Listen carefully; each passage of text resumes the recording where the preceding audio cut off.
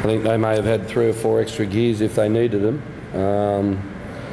But you know, I'm extremely proud of the players, and you know, we threw a lot of young boys out there tonight and gave them the opportunity, and that's what it was about, Sebi, is it's something for them to build on for next year, you know, moving forward, is that if you can handle those type of situations and you're only 17, 18, and you know, you're coming through the Australian system and the A-League, that you know, if you can come up and play against those type of quality players and do well, then it holds you in stead for your future. What were you saying to Pochettino? Sorry? What were you saying to Pochettino at the end? No, look, he's a really, really nice guy, and you know, I just talked to him about building relationships. You know, it's, you know, we're right on the other side of the world, and it's always hard to break into and get opportunities to visit clubs in the UK.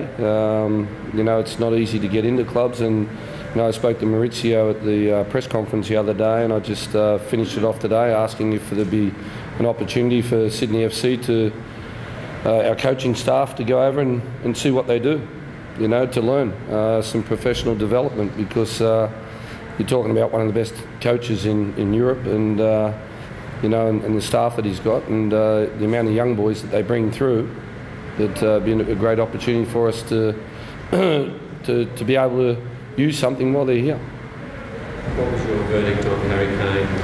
His goal was the only difference. Yeah, look, he's a class act, isn't he? And you know, what a great professional. You know, he came out here and he's a kid.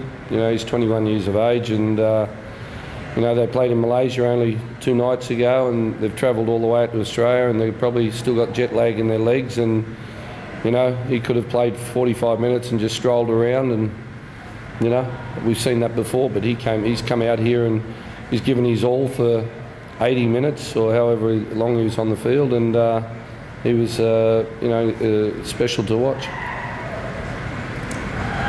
More question? And Kiki in the first half particularly sort of had a bit of joy down the right-hand side. Must be pleased with actually getting behind them a little bit. Yeah, look, you know, Numov is getting better and better. You can see him developing weekly. Ryan Grant is our long-term plan for right back. You know, he's got all the attributes to be a right back, and it's just about him concentrating on one position and not being a utility player like he has been for the last 3 or 4 years. So Rhino did exceptionally well, and overall, again, it was very pleasing the way we played. And I thought Bernie Abini was excellent again. So many players to back up for Tuesday? Well, Tom, we've got to back up.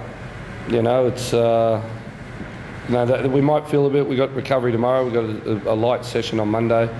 There might be a little bit of fatigue, but once you walk on that pitch and you see Chelsea in front of you and you see 80-odd thousand people in the stands, then the fatigue will go away and the adrenaline will kick in, and we'll be ready. So, you know, Jacques Fateh will be right for it, and the boys that I took off at half-time, the older boys, to make sure that they'd be ready for it as well, will be all fine.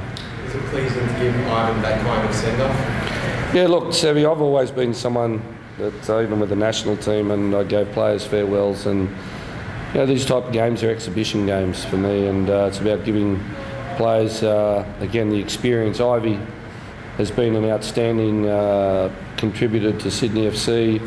He's been very, very loyal to Sydney, and you know, I just felt that it'd be a great way for him to remember his last game.